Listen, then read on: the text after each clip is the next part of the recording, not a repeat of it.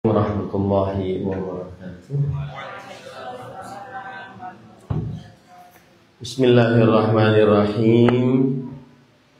Innal hamdalillah nahmaduhu wa nasta'inuhu wa nastaghfiruh wa na'udzu billahi min shururi anfusina wa sayyiati a'malina. Man yahdihillahu fala mudilla lahu wa man yudlil fala hadiya lahu. أشهد أن لا إله إلا الله وحده لا شريك له وأشهد أن محمدا عبده ورسوله يا أيها الذين آمنوا اتقوا الله حق تقاته ولا تموتن إلا وأنتم مسلمون يا أيها الناس اتقوا ربكم الذي خلقكم من نفس واحدة وخلق منها زوجها وبث منهما رجالا كثيرا ونساء فاتقوا الله الذي تساءلون به والأرحام إن الله كان عليكم رقيبا يا أيها الذين آمنوا اتقوا الله وقولوا قولا سديدا يصلح لكم أعمالكم ويغفر لكم ذنوبكم ومن يطع الله ورسوله فقد فاز فوزا عظيما أما بعد فإن أصدق الحديث كتاب الله وأحسن الهدي هدي محمد صلى الله عليه وعلى آله وسلم وشر الأمور محدثاتها وكل محدثة بدعة wa kulla bid'atin dhalalah wa kulla dhalalatin finnar. Alhamdulillah, kita bersyukur pada Allah Subhanahu wa taala pada hari ini, hari Ahad sore 29 Jumadil Ula 1446 Hijriah, bertepatan dengan 1 Desember 2024. Kita dimudahkan oleh Allah Subhanahu wa taala untuk duduk bersama mengkaji ayat-ayat suci Al-Qur'an dan hadis-hadis Rasul sallallahu alaihi wasallam di dalam Masjid Madaniyah Sanduro. Salawat dan salam semoga selalu Allah berikan kepada Nabi kita Muhammad sallallahu alaihi wa ala alihi wasallam, pada keluarga beliau, para sahabat, serta orang-orang yang mengikuti beliau sampai hari kiamat kelak. Dengan nama-nama Allah yang husna dan sifat-sifatnya yang mulia, kita berdoa, Allahumma inna nas'aluka ilman nafi'an wa rizqan tayyiban wa amalan mutaqabbala. Allahumma amin. Bapak, Ibu, saudara-saudari yang dimuliakan oleh Allah Subhanahu wa taala, pada kesempatan kali ini kita ingin mempelajari satu hadis Rasul sallallahu alaihi wasallam riwayat Imam Muslim. An Abi Yahya Suhaib ibn Sinan radhiyallahu anhu qala qala Rasulullah sallallahu alaihi wasallam ajaban li amril mu'min inna amrahu kullahu lahu khair wa laysa dhalika li ahadin illa lil mu'min in asabathu sarra syakara fakana khairan lahu wa in asabathu dharra sabara fakana khairan lahu. Rawahu Muslim. Dari Abu Yahya Suhaib ibn Sinan radhiyallahu anhu. Abu Yahya Suhaib ibn Sinan adalah sahabat Rasul sallallahu alaihi wasallam. Beliau meriwayatkan bahwa Rasulullah sallallahu alaihi wasallam bersabda, ajaban li amril mu'min. Luar biasa perkara orang yang beriman. Luar biasa, ajaban itu artinya luar biasa perkara orang yang beriman. Inna amrahu kullahu lahu khair. Sesungguhnya perkara orang beriman seluruhnya baginya baik. Sesungguhnya perkara orang beriman seluruhnya baginya baik. Walaysa dzalika li ahadin illa lil mu'min. Dan yang seperti itu tidak dimiliki kecuali untuk orang yang beriman. In asabathu sarra syakar. Jika ia mendapatkan nikmat, ia bersyukur. Fakana khairan lah. Maka itu lebih baik baginya. Wa in asabathu dharra sabar. Jika ia mendapatkan musibah, maka ia bersabar, maka itu lebih baik baginya. Hadis riwayat Muslim. Para ikhwah yang dirahmati oleh Allah Subhanahu wa taala, maksud dari hadis ini adalah bahwa Rasulullah sallallahu alaihi wasallam memperlihatkan takjub, memperlihatkan perasaan gembira terhadap orang yang beriman. Luar biasa. Orang beriman itu luar biasa. Maksudnya keadaan orang yang beriman luar biasa. Yang beriman ini maksudnya apa? Yang beriman ini adalah yaitu al-alim billah. Seorang yang mengenal Allah. Ar-radhi bi ahkami. Yang rela dengan keputusan-keputusan Allah. Al-amil ala tasdiqi maw'udih. Dan mengamalkan apa saja yang dijanjikan oleh Allah Subhanahu wa ta'ala. Inilah orang yang beriman yang dimaksud dalam hadis ini.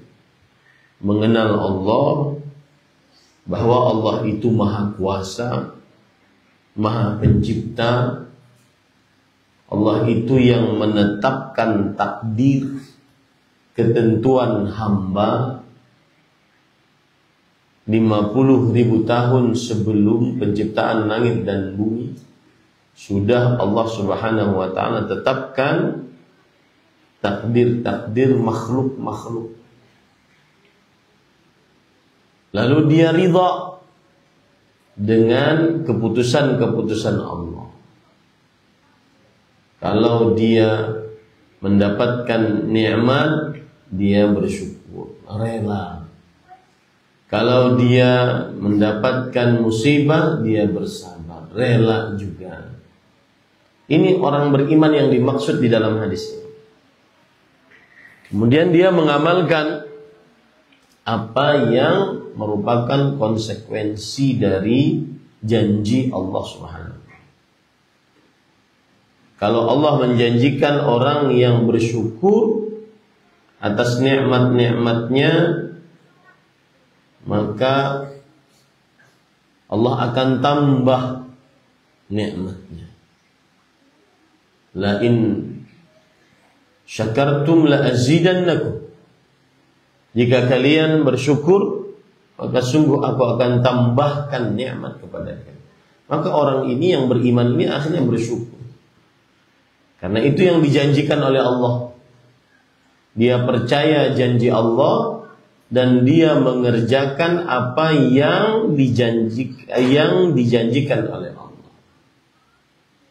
Maka dia bersyukur saat dapat nikmat, supaya bertambah nikmat tersebut.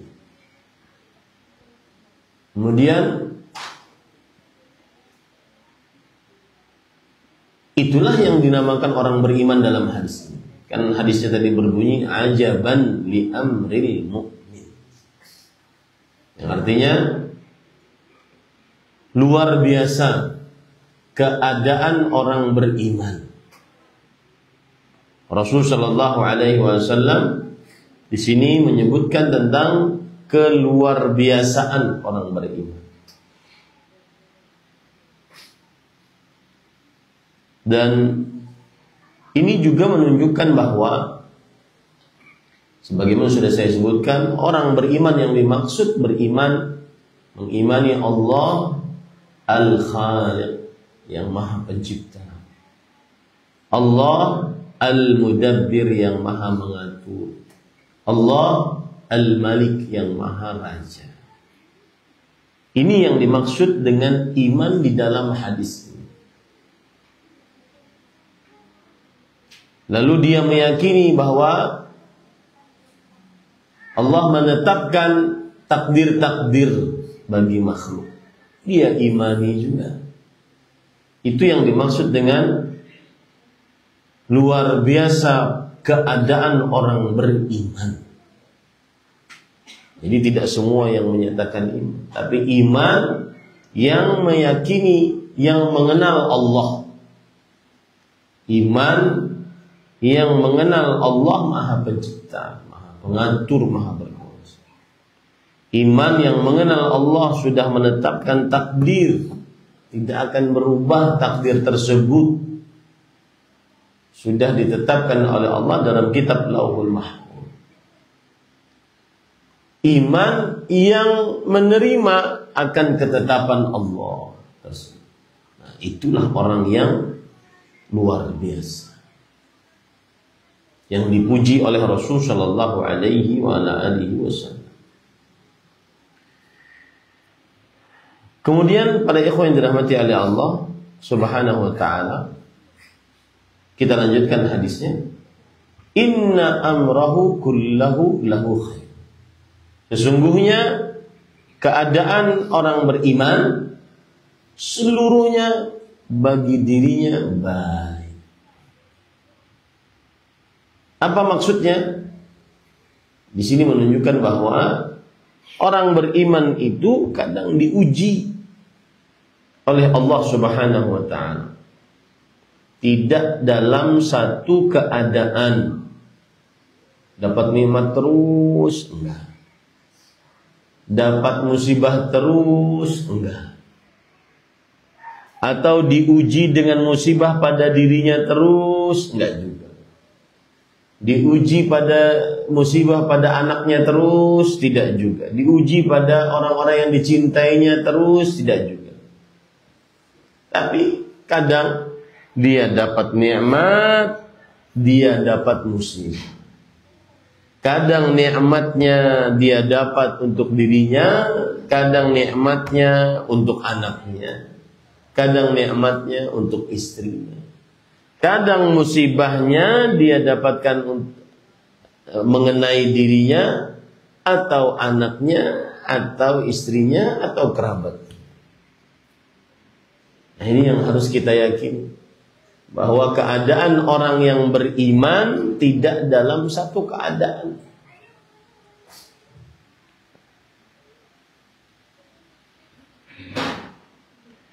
Kalau dia, kemudian lanjutan dari hadisnya, Rasulullah SAW bersabda,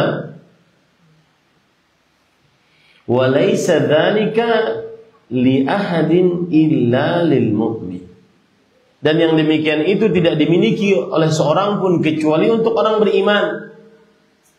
In asabathu sarra syakar. Nah, kapan dia dapat nikmat, dia bersyukur. Itu adalah baik baginya. Fakana khairan lah. Wa in asabathu dharra sabar, fakana khairan lah. Kalau dia dapat musibah, dia bersabar, dan itu lebih baik baginya. Ini para ikhwan yang dirahmati oleh Allah. Begitulah keadaan orang beriman. Bahkan setiap manusia, Sesungguhnya dia senantiasa sesuai dengan ketetapan Allah dan takdir Allah. Ketetapan dan takdir Allah di antara dua perkara. Ya. Orang beriman senantiasa mengimani apa saja yang Allah telah tetapkan. Kalau dia seperti itu baik baginya. Kalau dia mendapatkan musibah, dia bersabar atas takdir-takdir Allah. Misalkan rasa takut, rasa lapar, kekurangan harta, diwafatkan orang-orang yang dicintai, kekurangan makanan, ia bersabar kepada Allah SWT. Orang beriman seperti itu. Dan dia menunggu jalan keluar dari Allah. Dia mengharap pahala atas musibah yang dia dapatkan tersebut. Dan itu lebih baik bagi orang beriman. Maka dia akan mendapatkan pahala orang-orang yang bersabar. Yang mana pahalanya tanpa batas. Innama yuwaffas sabiruna ajrahum bighairi hisab. Sesungguhnya orang-orang yang bersabar akan diberikan ganjaran pahalanya tanpa batas. Itu yang menjadikan dia lebih baik. Karena kan hadisnya tadi berbunyi, jika dia dapat musibah, dia bersabar dan itu baik untuknya. Baik di sini adalah ketika dia mendapatkan musibah, dia bersabar, karena sabarnya dia dapat pahala. Sebagaimana sudah saya sebutkan tadi. Surat Az-Zumar ayat 10. Sesungguhnya orang-orang yang bersabar diberikan ganjaran pahala mereka secara sempurna tanpa batas. Itu yang dimaksud dengan kebaikan. Kalau saat dapat musibah dia bersabar. Begitu juga Allah dalam surah Al-Anfal ayat 46. Wasbiru innallaha ma'as-sabirin. Bersabarlah kalian, sesungguhnya Allah bersama orang-orang yang bersabar. Yang dimaksud dengan Allah bersama orang-orang yang bersabar, maksudnya Allah menolongnya, memberi petunjuk kepadanya. Itu baik bagi orang beriman. Karena tadi hadisnya berbunyi, jika dia dapat musibah, dia bersabar. Maka itu lebih baik baginya. Apa maksudnya lebih baik baginya kalau seandainya dia dapat musibah bersabar? Karena Allah bersama orang-orang yang bersabar.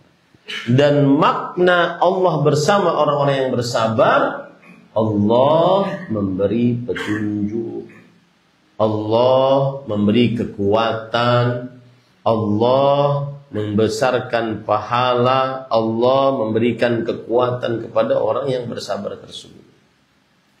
Itu kebaikan. Ini para ikhwan yang dirahmati oleh Allah Subhanahu wa ta'ala.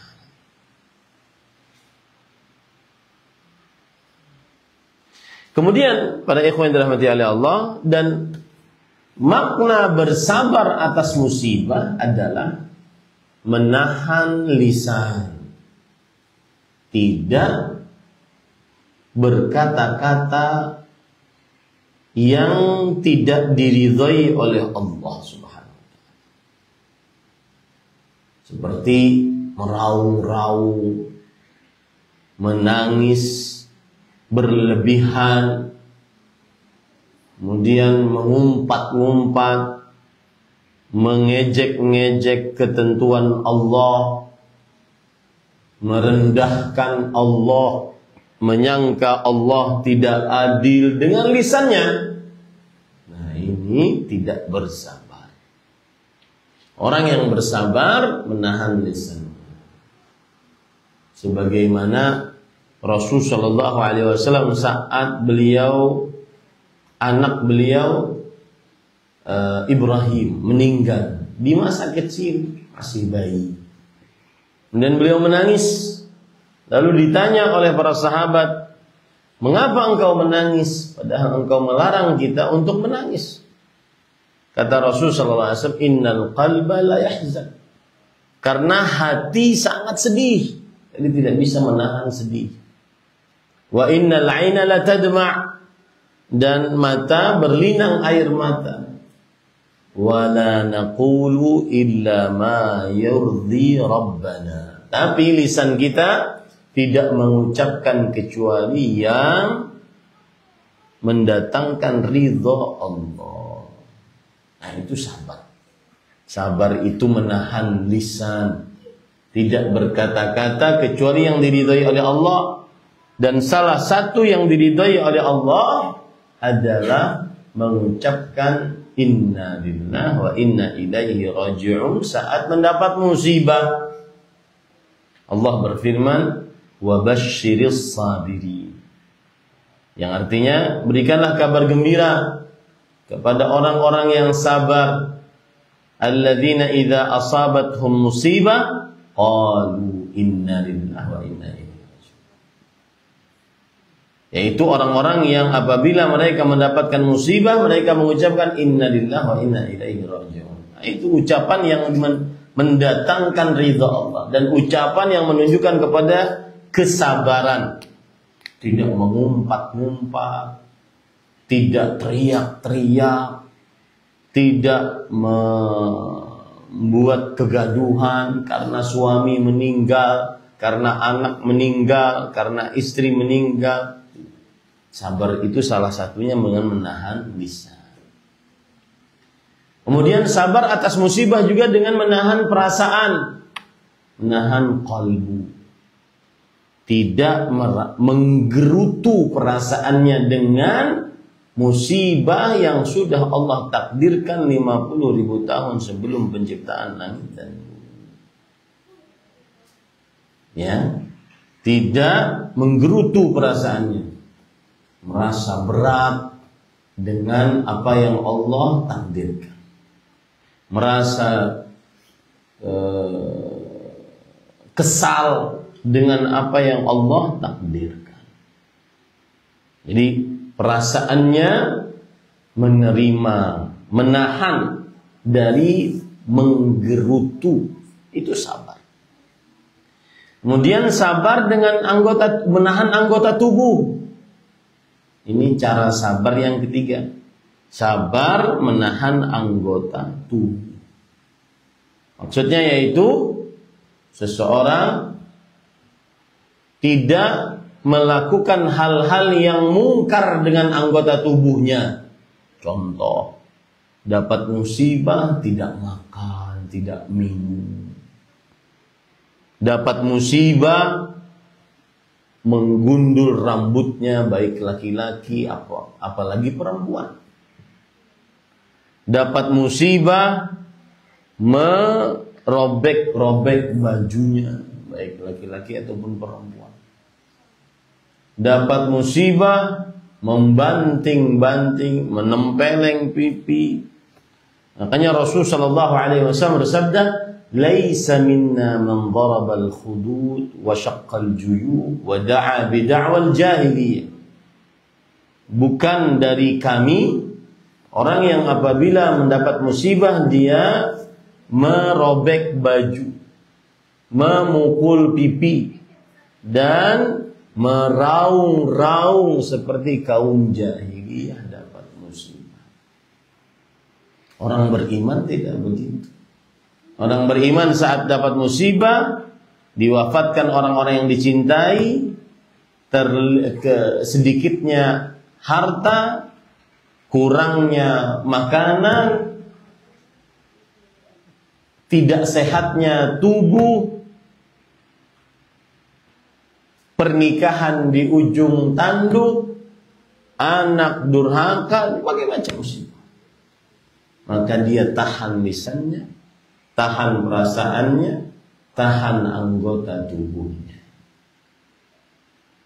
Dengan begitu dia mendapatkan kebaikan. Dan tidak bisa seperti itu kecuali orang beriman. Siapa yang beriman tadi?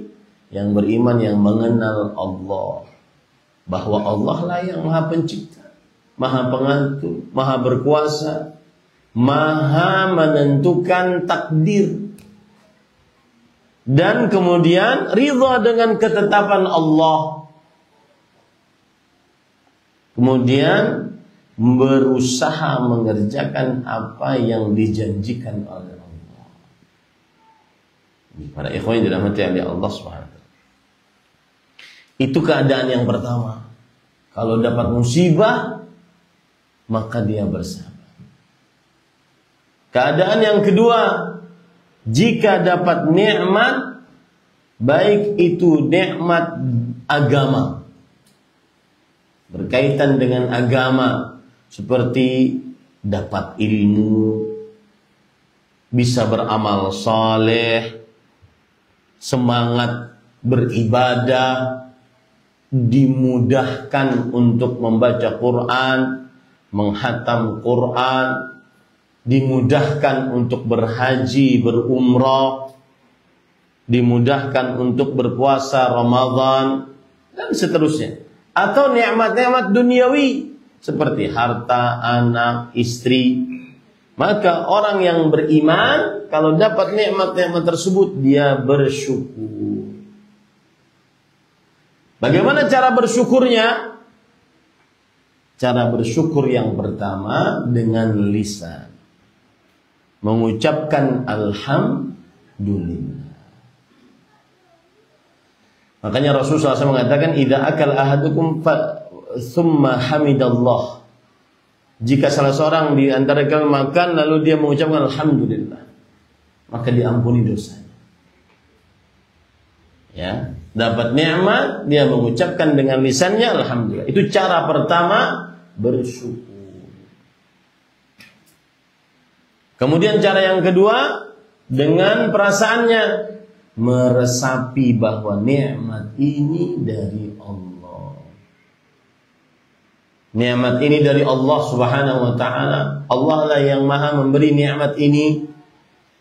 Kita menyandarkan nikmat ini kepada Allah, perasaan kita. Ini bukan hasil usaha saya, tetapi ini adalah karunia Allah. Saya mudah mendapatkan harta ini karena petunjuk dari Allah. Saya dimudahkan untuk usaha ini karena petunjuk dari Allah, bukan karena usaha saya. Menyandarkan perasaan kepada Allah, itu bersyukur. Dengan begitu dia akan mendapatkan kebaikan. Kebaikannya apa? Lazidannakum. Sungguh aku akan tambahkan nikmat kepada kalian. Sebagaimana ayat Al-Quran, wa itta'adzana rabbukum la in syakartum la azidannakum wa la in kafartum inna adzabi lasyadid. Dan ingatlah tatkala Allah Subhanahu wa taala memberitahukan kepada kalian, jika kalian bersyukur, sungguh aku akan tambahkan kepada kalian. Caranya bersyukur dengan mengucap alhamdulillah lisannya. Perasaannya merasa ini nikmat Allah, merasa ini karunia Allah, merasa ini pemberian Allah. Allah yang paling pertama, penyebab utama atas semua ini. Meninggalkan atau menanggalkan semua usaha kita. Oh, ini karena kepintaran saya, ini karena modal saya, ini karena tim saya, ini karena ini. Enggak, semuanya karena Allah. Bifadlillahi awalan wa akhir. Karena karunia Allah dari awalnya sampai akhirnya. Makanya saya sering singgung, kapan kamu mendapatkan petunjuk untuk mengenal dakwah sunnah manhaj salaf? Maka ini salah. Ustadz siapa yang pernah kamu dengar pertama kali? Salah itu. Yang benar adalah setelah petunjuk dari Allah dan kemudahan dari Allah, maka saya mendapatkan petunjuk mengenal dakwah sunnah. Semuanya disandarkan kepada Allah. Oh, kalau bukan karena si fulan, saya mungkin sudah bangkrut. Salah. Sandarkan kepada Allah. Kalau bukan karena pertolongan Allah, menggerakkan hati si fulan menolong saya, niscaya saya bangkrut. Allah, selalu Allah. Sandarkan nikmat kepada Allah. Dan itu cara bersyukur dengan perasaan. Cara bersyukur dengan anggota tubuh bagaimana? Mengerjakan ketaatan-ketaatan kepada Allah Subhanahu wa taala. Ya.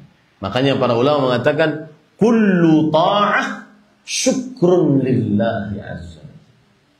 Setiap bentuk ketaatan adalah bentuk kesyukuran. Sujud, orang sujud berarti dia sedang bersyukur.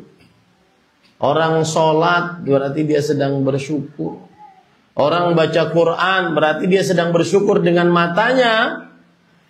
Orang bersedekah berarti dia sedang bersyukur dengan harta yang diberi Allah.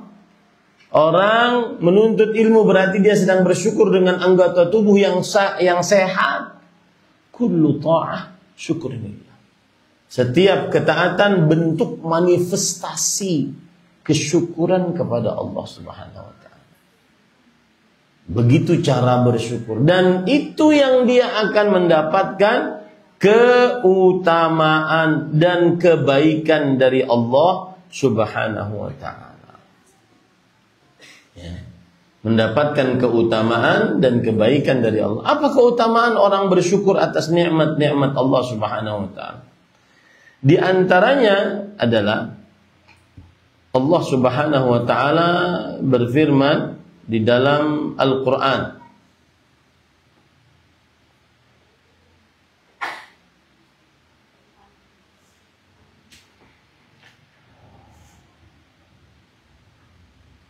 Orang yang bersyukur akan diridhai oleh Allah. Ini kebaikan. Makanya tadi wa in asabathu sarra syakar fakana khairul lah. Jika dia mendapatkan nikmat, dia bersyukur, itu lebih baik baginya. Lebih baik baginya itu apa? Yaitu diridhai oleh Allah Subhanahu. Sebagaimana dalam surat Az-Zumar ayat 7, wa in tashkuru yardahu lakum. Jika kalian bersyukur, Allah ridha kepada kalian. Ini keutamaan bersyukur yang menunjukkan bahwa seorang beriman jika dapat nikmat dia bersyukur itu lebih baik baginya. Keutamaan yang kedua, orang yang bersyukur jauh dari musibah, dari siksa dunia dan akhirat. Sebagaimana dalam surah An-Nisa ayat 147. Ma yaf'alullahu bi'adzabikum in syakartum wa amantum. Allah tidak akan memperbuat siksa kepada kalian. Allah tidak akan menyiksa kalian jika kalian bersyukur dan beriman. Itu menunjukkan bahwa hadis tadi seperti itu. Jika dia dapat nikmat, dia bersyukur. Dan itu lebih baik bagi dia. Kita membicarakan kata lebih baik ini. Lebih baik yang pertama adalah dia mendapat ridha Allah. Lebih baik yang kedua dengan syukurnya apa? Dia diamankan dari siksa Allah. Ya. Kemudian lebih baik yang ketiga yang sudah sering saya sebutkan tadi. Orang bersyukur atas nikmat akan ditambah nikmat. Bersyukur atas nikmat akan ditambah nikmatnya oleh Allah Subhanahu wa taala. Ada perkataan ulama terdahulu dari para sahabat. An-ni'am wahsyiyah faqiduha faqayyiduha bisyukr. Nah, ini luar biasa. Nikmat itu seperti binatang liar. Tangkap dia dengan syukur. Nikmat itu seperti binatang liar. Bisa menangkapnya, caranya bagaimana? Dengan syukur dia akan dapatnya. Perkataan Imam Al-Hasan Al-Basri rahimahullah, beliau mengatakan, "Innallaha la yumatti'u bin ni'mati ma syaa." Allah memberikan nikmat sekehendaknya. Fa idza lam yushkar 'alaiha qallaba 'adzaban. Kalau nikmat tersebut tidak disyukuri, Allah akan balik nikmat jadi siksa. Wa lihadza kanu yusammuna syukur al-hafiz. Allah. Oleh sebab itulah para sahabat menamakan syukur itu dengan penjaga. Ini air nih, kasih Allah. Kalau tidak disyukuri, air ini bisa jadi siksa. Air ini bisa jadi siksa. Kekayaan dikasih oleh Allah. Kalau tidak disyukuri, maka bisa jadi siksa. Musibah bagi kita. Dengan kekayaan, akhirnya melalaikan kewajiban, melanggar larangan. Maka wajib disyukuri. Disyukurinya dengan apa? Mengucapkan alhamdulillah, meresapkan di dalam qalbu bahwa itu datang dari Allah, bukan usaha dia. Kemudian menggunakan kekayaan tersebut untuk taat kepada Allah, maka terjagalah harta tadi. Itu yang dimaksud syukur, dinamakan oleh para ulama salaf, para sahabat, yaitu al-hafidh, penjaga nikmat. Li'annahu yahfadhu an-ni'mal mawjudah, karena dia menjaga nikmat yang ada. Wal jalib li'annahu yajlibu ni'mal mafqudah. Dan syukur juga dinamakan al-jalib, bukan hanya sekedar penjaga, tetapi dia adalah konduktor yang menghantarkan nikmat itu. Nikmat-nikmat yang lain datang. Penghantar itu konduktor, apa namanya? Konduktor, benar ya? Penghantar. Maka nikmat menurut ulama para sahabat ada dua namanya. Al-hafidh, syukur menurut ulama salaf ada dua namanya. Al-hafidh, penjaga nikmat. Yang kedua al-jalib, konduktor nikmat. Kalau nikmat yang ada disyukuri, dia terjaga. Dan mendatangkan nikmat-nikmat lain. Ini para ikhwan yang dirahmati oleh Allah Subhanahu wa ta'ala. Perkataan Ali bin Abi Thalib radhiyallahu anhu, beliau mengatakan, "Inna ni'mah mausulatun bisyukur." Nikmat itu tersambung dengan kesyukuran. Wasyukru yata'allaqu bil mazid, dan kesyukuran berkaitan dengan penambahan. Wahuma maqrunan, dan ini dua teman yang selalu ada. Nikmat syukur, nikmat syukur, nikmat syukur. Nikmat tersambung dengan kesyukuran. Ada syukur, ada nikmat. Dan syukur tersambung dengan penambahan. Ada syukur, ada tambahan nikmat. Dua-duanya senantiasa selalu bergandengan. Falan yanqati'ul mazid min Allah hatta yanqati'a syukur minal abdi. Allah. Tidak akan pernah terputus tambahan nikmat dari Allah sampai terputus syukur dari hamba. Semakin bersyukur, semakin ditambah. Semakin bersyukur, semakin ditambah. Tambahannya berhenti kapan? Ketika sudah berhenti syukur. Ini para ikhwan yang dirahmati oleh Allah Subhanahu wa ta'ala. Kemudian, kebaikan yang didapati oleh orang yang bersyukur saat dapat nikmat adalah, yaitu dia akan diberikan ganjaran pahala besar oleh Allah Subhanahu wa ta'ala. Dalam surat Ali Imran ayat 145, wa sanajzish syakirin.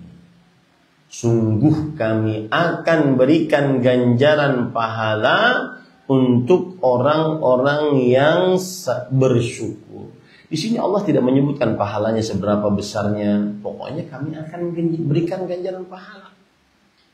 Dan kita tahu Allah maha luas karunia-Nya. Kalau Allah menjanjikan pahala, maka berarti tidak sedikit. Itu kebaikan yang didapati oleh orang yang apabila dapat nikmat, dia bersyukur, maka itu lebih baik baginya. Jadi tadi kita membicarakan kata-kata itu lebih baik baginya. Nah, kemudian para ikhwan yang dirahmati oleh Allah Subhanahu wa taala, bahkan ini kalau saya tanya kepada Bapak Ibu, pilih mana? Dapat nikmat bersyukur atau dapat musibah bersabar?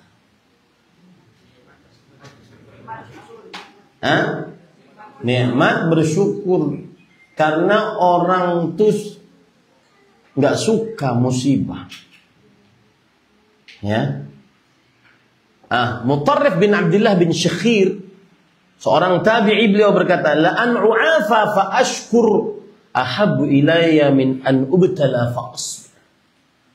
Sungguh aku diberikan kesehatan, kenyamanan, ketentraman, lalu dengannya aku bisa bersyukur, lebih aku sukai dibandingkan aku diuji, dapat penyakit, kemiskinan, kurangan harta, kemudian aku bersabar. Padahal dua-duanya bagus.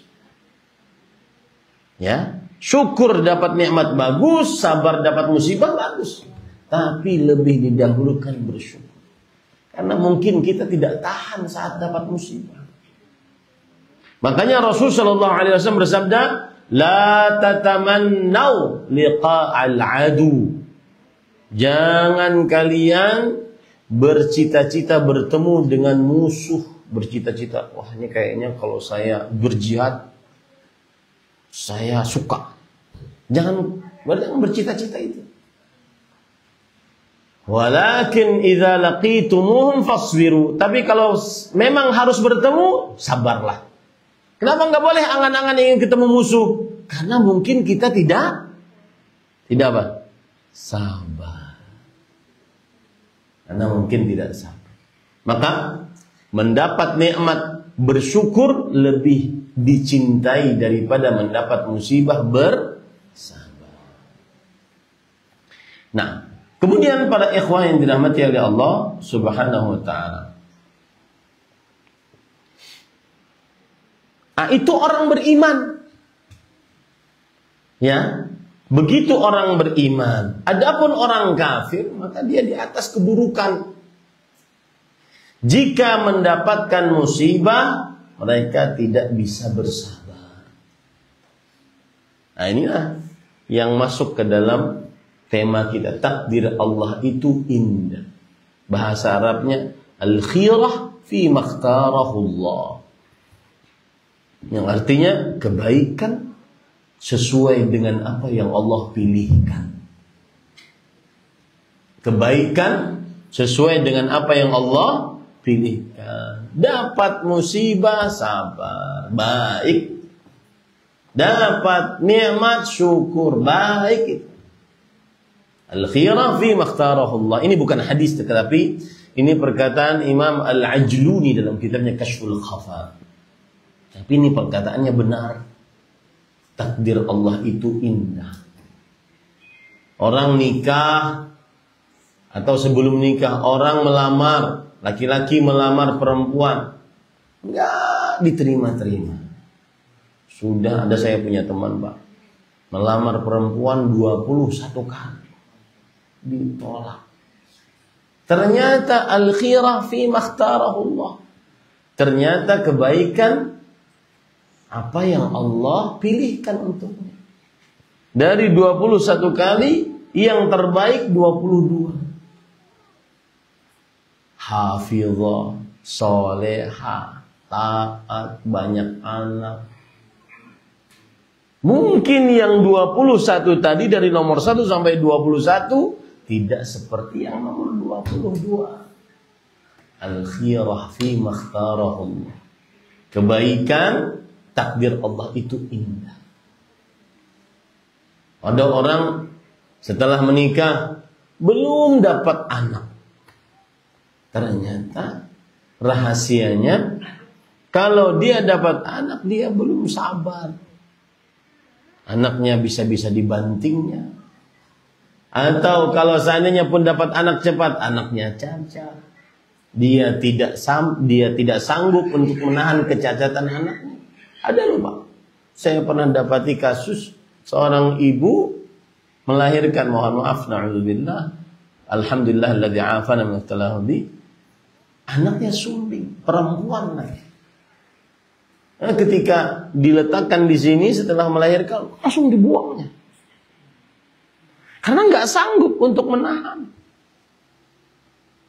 Nah, mungkin ketika keterlambatan itu ada takdir Allah yang baik untuk dia. Al-khirah fi makhtarahullah. Kebaikan sesuai dengan apa yang Allah berikan.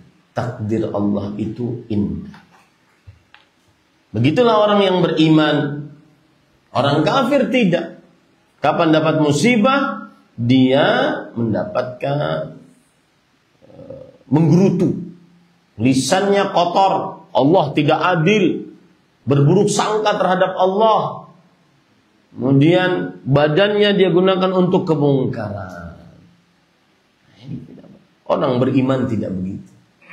Kapan dia dapat musibah, dia langsung mengatakan al-khirah fi makhtarahullah.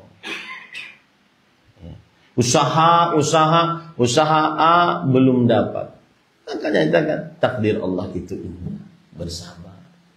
Usaha B belum sukses juga. Usaha C belum sukses juga. Dan ingat Pak, kadang-kadang itu begini kita. Kita usaha sampai sini. Udah usaha 1, 2, 3, 4, 5, 6, 7, 8, 9, 10. Semuanya belum memuaskan. Padahal sedikit lagi. Di sini yang memuaskannya nih. Tapi dia sudah putus asa duluan di sini. Maka untuk biar tidak putus asa, selalu yakini saat nomor 1, 2, 3, 4, 5 sampai 10 yang belum sukses, selalu tanamkan takdir Allah itu indah.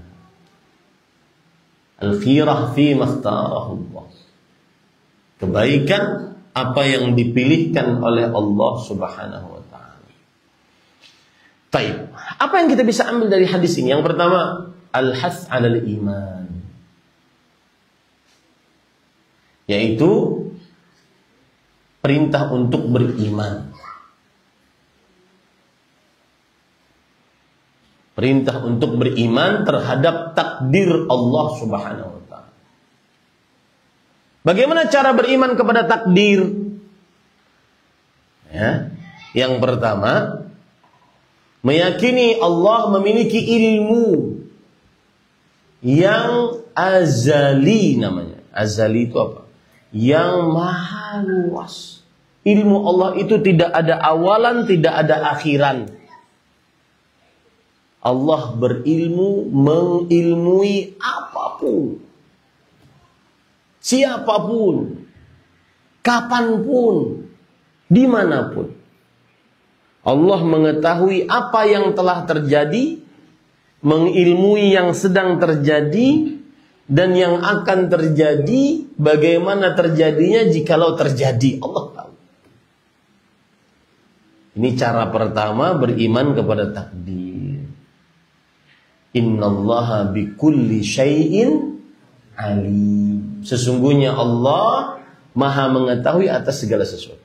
Dengan ilmu inilah kemudian Allah Subhanahu wa ta'ala menuliskan takdir tersebut di dalam kitab Lauhul Mahfuz. Ini cara yang kedua, beriman kepada takdir. Meyakini bahwa dengan ilmunya Allah menulis takdir seluruh makhluk. Dari awalnya sampai akhirnya, dari umumnya sampai rincinya. Ya. Allah menulis seluruh takdir makhluk dengan ilmu tadi. Dan penulisannya di mana? Di dalam kitab namanya apa? Al-Lauh Al-Mahfuz. Apa yang ditulis? Ketetapan makhluk seluruhnya. Masa sih bisa? Oh, inna dzalika 'ala Allah yasir. Itu mudah bagi Allah. Sangat mudah bagi Allah. Misalkan gini, saya nih Kalau umur 47, kalau saya berdoa akan begini takdirnya. Kalau saya tidak berdoa akan begini takdirnya. Kalau akal kita nggak bisa mikirin. Tapi dengan ilmu Allah itu mudah bagi Allah. Lalu ternyata dia milih yang berdoa, maka akan jadi takdirnya seperti ini. Ya, lalu yang begini tadi gimana? Itu kita nggak bisa milih, karena itu batas akal kita sudah selesai di situ. Paham ya? Jadi itu cara yang kedua beriman kepada takdir. Meyakini bahwa dengan ilmu tersebut Allah menulis takdir kita seluruhnya. Dari awalnya sampai akhirnya. Umumnya sampai rinci-rincinya. Si fulan kapan rezekinya berapa, nominalnya berapa, selama umurnya 63 tahun berapa, umur 10 tahun berapa rezekinya, per harinya berapa, per detiknya berapa, berapa susu yang dia minum. Ya. Ini kan terkenal dengan susu kambing. Ya. Berapa liter susu itu Allah sudah takdirkan. Tanpa ada kesalahan sedikit. Saya ingin nanya, kenapa tanpa ada kesalahan? Karena Allah, apa tadi yang pertama? Memiliki ilmu. Ilmu apa? Azali. Yang menutupi, yang mengetahui segala sesuatu. Nah, Allah menulis itu di dalam kitab Lauhul Mahfuz. Kitabnya sudah kering. Penanya sudah diangkat, artinya tidak berubah. Maka rezeki kita pun tidak berubah. Semangat bagaimanapun tetap segitu-gitu. Usaha halal haram tetap segitu, nggak ubah-ubah. Oh, kalau begitu kita santai-santai mawon. Enggak. Kenapa enggak boleh? Karena kita tidak tahu apa? Takdir kita. Maka harus berusaha. Makanya para sahabat bertanya, "Ya Rasulullah, rufi'atil aqlam wa jaffatis suhuf." Wahai Rasulullah, apakah pena sudah diangkat? Buku Lauhul Mahfuz sudah kering? Kata Rasul, iya. Fafimal amal. Kalau begitu ngapain kita beribadah?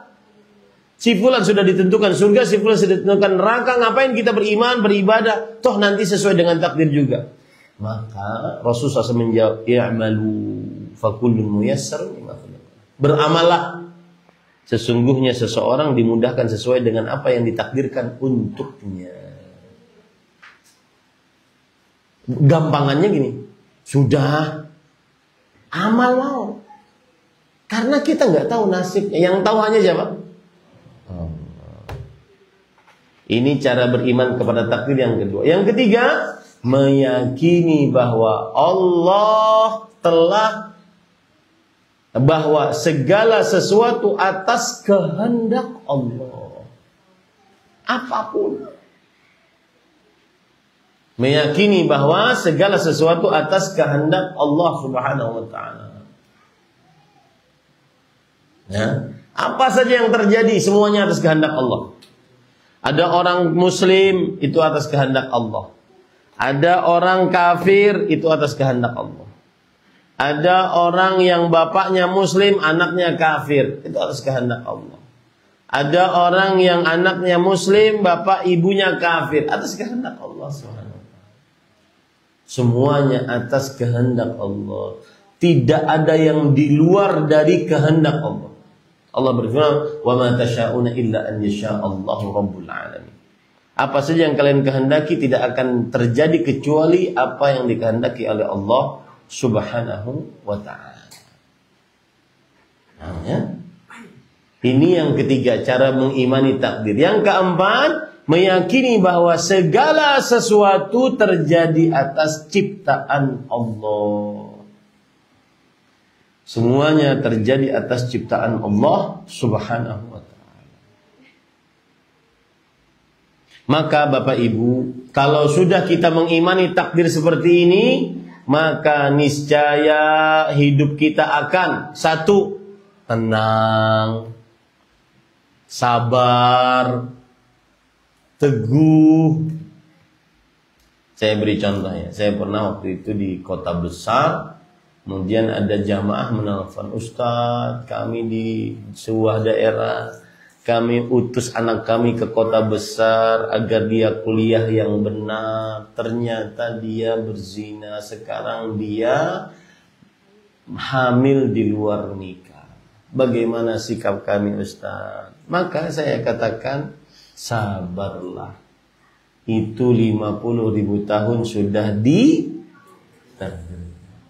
rangkul anakmu, jangan dimarahi, suruh bertobat. Lalu nanti pikirkan bagaimana nih anak yang dihamil, ya, agar mengurangi rasa malu. Karena marah-marah, muring-muring nggak menyelesaikan, sudah hamil, sudah selesai. Kapan kita bisa begitu? Ketika kita mengimani tadi 4 poin. Memahami bahwa itu adalah ilmu Allah. Kemudian dengan ilmu itu sudah dituliskan oleh Allah. Di mana? Kemudian semua yang terjadi atas, dan semua yang terjadi atas. Saya dulu Pak, awal-awal punya laptop. Laptopnya mereknya Casio. Casio orang. Casio orang. Anak saya umur 2 dan 3 tahun. Abdullah dan Suraya. Mungkin dia sering melihat ibunya buat adonan. Mecahin telur, kemudian masukin, dicampur dengan tepung buat adonan. Nah, suatu ketika ibunya tidur, saya di kantor. Ini cerita udah lama ya. Tahun 2006-an gitu, 2007. Kemudian mereka bangun, istri tidur. Mereka bangun, kemudian mereka berkreasi. Dan mereka ambil telur di kulkas, mereka pecah. Di mana? Di karpet. Kemudian mereka aduk-aduk seperti mengaduk-aduk adonan. Saya masuk, langsung bau, mambu naik kemana-mana. Kan telur. Itu karpet seluas ini. Dulu masih ngontrak kita, waktu saya kerja di Arab Saudi masih ngontrak. Sudah dibuang karpetnya. Kesempatan lain, dia melihat ibunya mungkin sering cuci piring. Dia ingin praktek. Ibunya tidur, laptop satu-satunya yang tadi merek Casio tadi, dia basuh. Istri nelfon, sambil nangis-nangis. Maafin Umi, gini-gini gak bisa jaga anak. Kenapa? Karena laptop sudah. Maka saya bilang, qadarullah ma syaa fa'al. Biarkan mereka berkreasi. Karena kita marah-marah gak akan selesai. Ini kan sebagian bapak kalau punya mobil, kemudian anaknya main sepeda atau main bola, kemudian kena mobil, kemudian gesek atau apalah yang merusak mobil. Marah habis-habisan. Ini mahal ini. Mengganti itu mobil kembali lagi dengan marahnya. Enggak. Kapan kita bisa begitu? Ketika kita tahu takdir Allah itu indah. Beriman kepada takdir Allah Subhanahu. Sama dengan yang lebih parah daripada itu kan perkara-perkara dunia. Yang lebih parah daripada itu, misalkan, na'udzubillah, ada orang yang anaknya murtad. Maka pertama kali yang kita lakukan apa? Ini musibah. Innalillahi wa inna ilaihi raji'un. Lalu kita banyak-banyak memohon kepada Allah doa. Kenapa? La yaruddul qada'a illa du'a'u. Tidak ada yang merubah takdir kecuali doa. Tidak ada yang merubah takdir kecuali doa. Mungkin ada yang bertanya, Ustaz, bagaimana perubahan takdir itu? Nah, jawaban paling mudah, disitulah batas apa? Akal. Akalnya di situ. Di luar itu jangan digunakan. Kalau ingin lebih ilmiah lagi, perubahan yang dilakukan oleh doa terjadi pada buku catatan para malaikat, bukan pada buku Lauhul Mahfuz. Nah, ini kan perlu saya jelaskan lagi, buku catatan malaikat itu apa lagi nih? Nah, tapi yang paling mudah, itulah sampai akal saya di situ. Doa bisa merubah takdir. Kita harus imani doa bisa merubah takdir. Bagaimananya? Allah yang mengaturnya. Baik. Kemudian di dalam hadis ini juga terdapat pelajaran al-hathu 'ala sabri and 'ala dharra. Sabar saat mendapat musibah. Orang nangis habis-habisan nggak akan merubah takdir. Saya pernah waktu kerja di Arab Saudi sebagai pendakwah, ada orang Arab Saudi ke kantor membawa tenaga kerja perempuannya dari Indonesia. Dan dia mengatakan, Syekh Ahmad, ini sudah kami anggap saudari kami. Apa yang kami pakai, kami kasih dia. Apa yang kami makan, kami kasih dia makan. Tidak ada perbedaan antara kami dengan dia. Dia saudari kami. Tapi tolong nasihati. Sudah 3 hari 3 malam tidak makan, tidak minum. Dia cuma bisa nangis. Lalu saya tanya, ada apa ibu? Kemudian ibu tersebut mengatakan, kenapa saya Ustaz? Kenapa saya? Maka saya langsung paham, ini pasti dapat musibah. Saya bilang, karena sudah takdirnya. Ibu yang tadi nangis langsung diam. Kemudian baru ceritakan ada apa ya.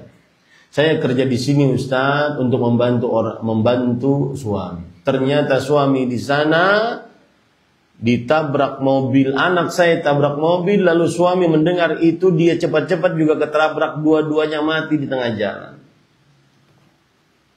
Maka saya bilang, itulah takdir Allah. Kita manusia mau apa? Ibu nangis, ibu tidak makan, tidak minum, itu menzalimi diri sendiri.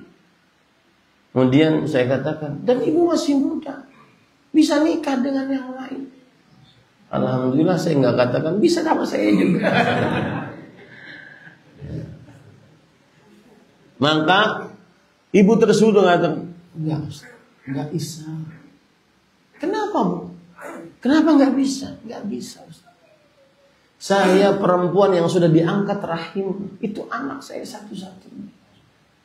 Lihat, ujiannya bertubi-tubi.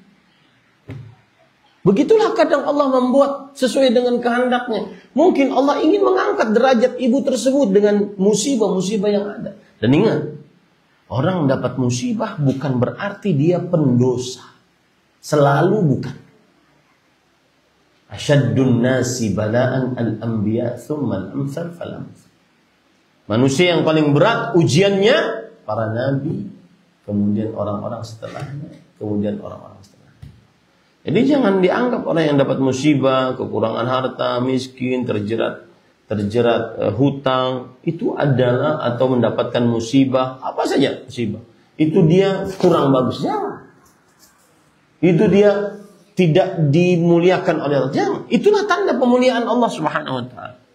Bahkan kadang Allah menetapkan si fulan itu surganya di sini. Tapi kalau dilihat dari amal ibadahnya cuma sampai sini.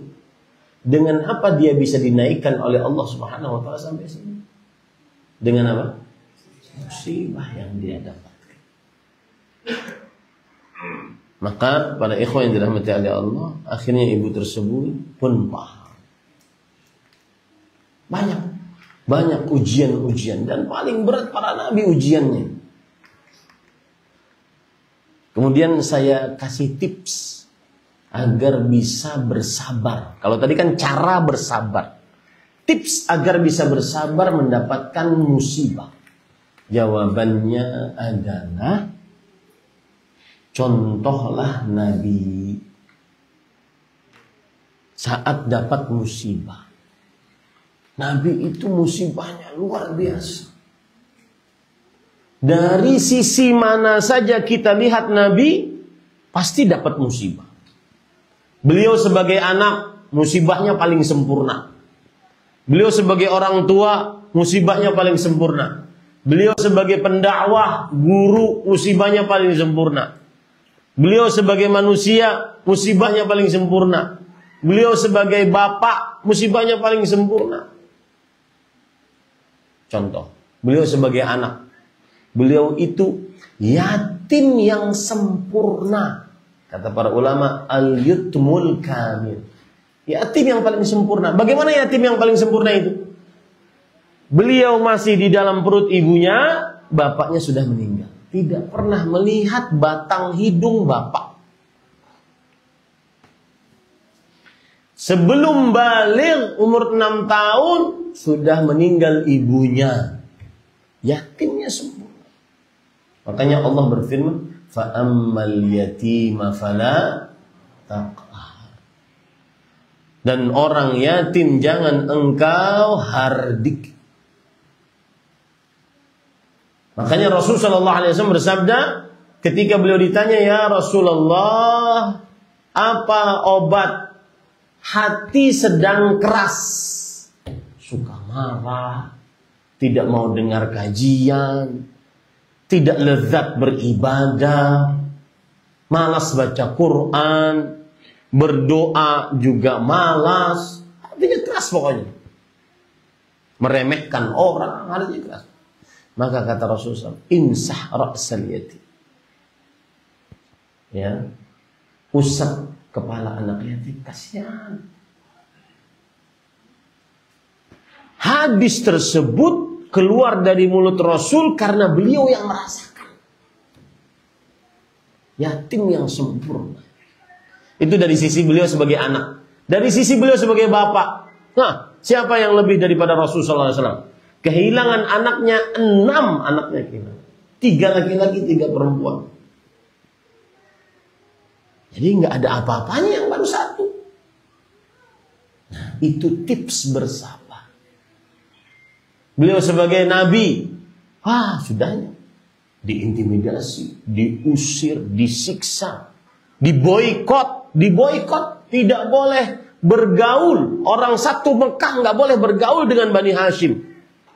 Tidak boleh jual beli, tidak boleh pernikahan, tidak boleh ngobrol, tidak boleh. Ini boikot. Maka Rasulullah SAW contoh teladan menghadapi musibah.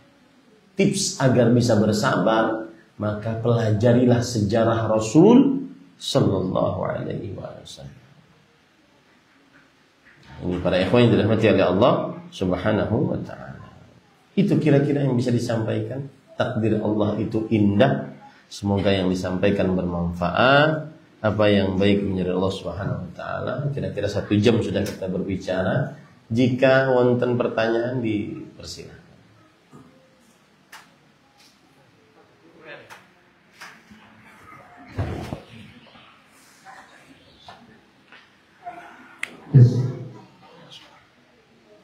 Baik, selanjutnya sesi pertanyaan. Ada beberapa yang masuk pertanyaan. Izin saya baca, Ustaz.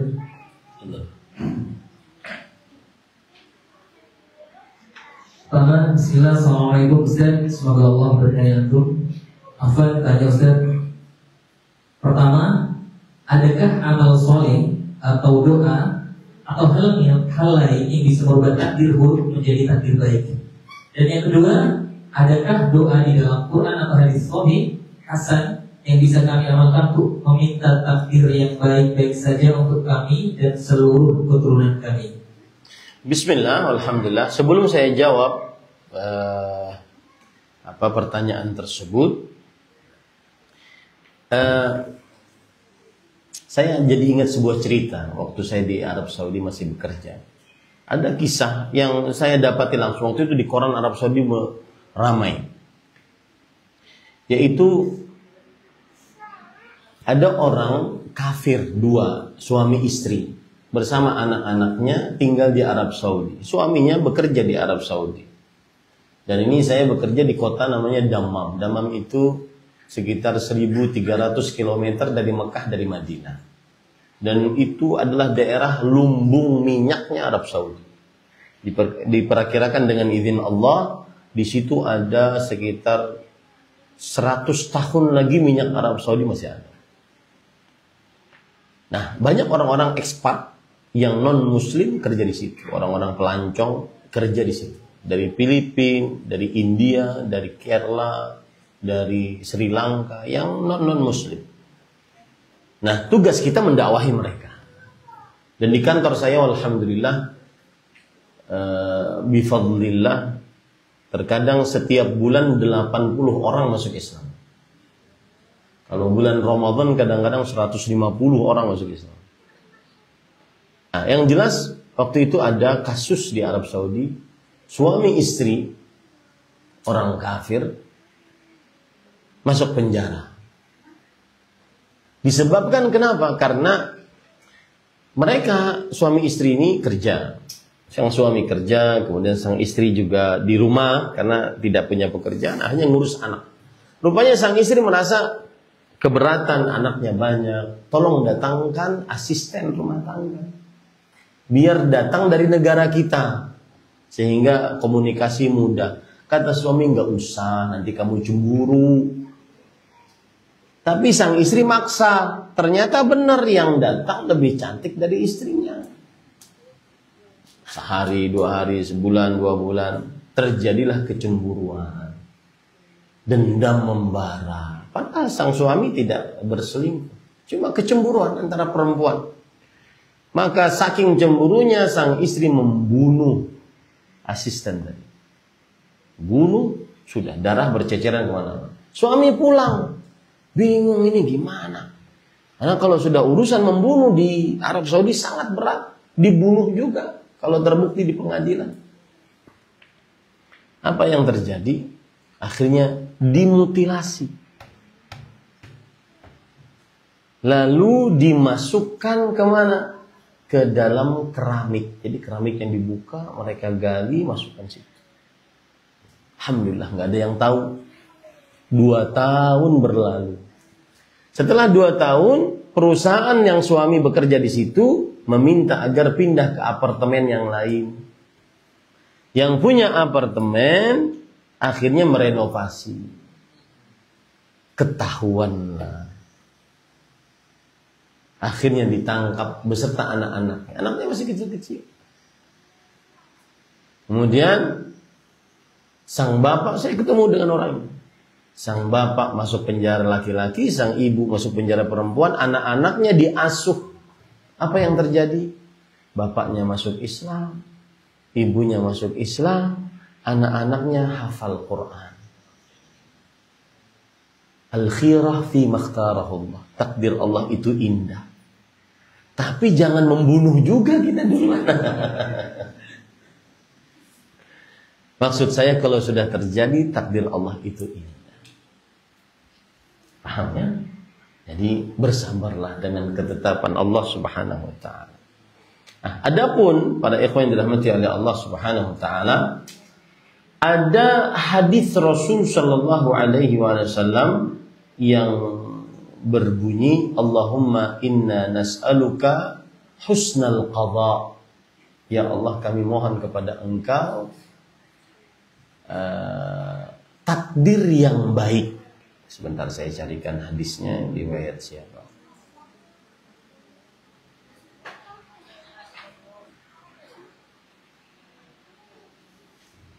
Ya.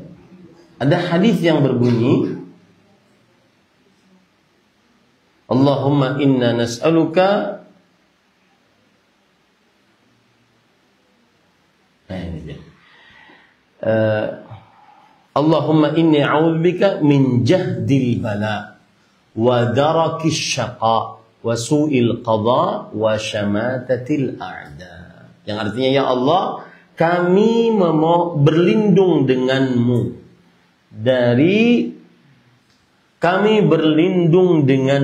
dari musibah yang berat dan kesengsaraan yang berat dan takdir yang buruk dan perlawanan musuh. Nah, itu hadis diriwayatkan oleh Imam Ahmad dan juga Imam Bukhari malahan afwan, dan juga Imam Bukhari. Catat ya. Mau mencatat, Bu?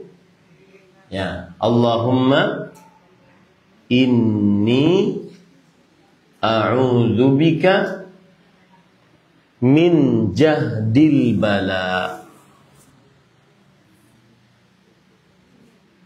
Allahumma inni a'udzubika min jahdil bala wa darakis syaqa wa su'il qada wa syamatatil a'da. Coba kita ulangi sama-sama. Allahumma inni a'udzubika min jahdil bala wa darakis syaqa wa su'il qada wa syamatatil a'da. Ada satu lagi hadis. Allahumma inni as'aluka ma qadaita li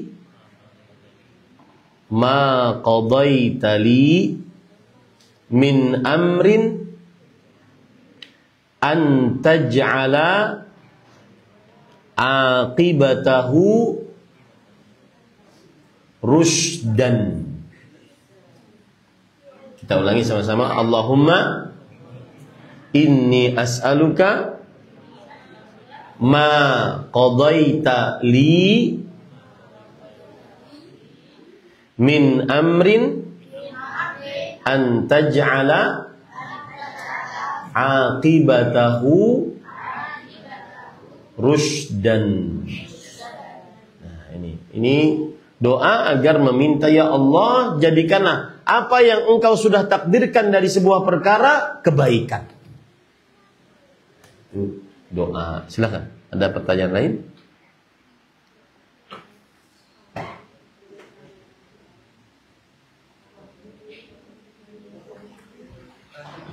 Cukup ya? Cukup, Ustaz. Karena habis maghrib mungkin ada di mana kajiannya.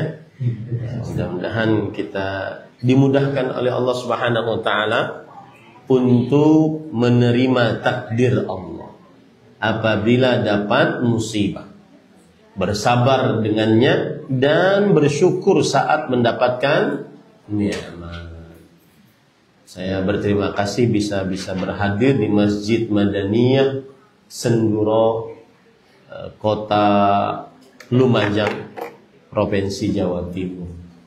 Mudah-mudahan nanti kita bisa bertemu lagi di majlis ilmu di dunia. Kalau tidak bertemu di dunia, sampai jumpa di surga firdausnya Allah Subhanahu wa taala.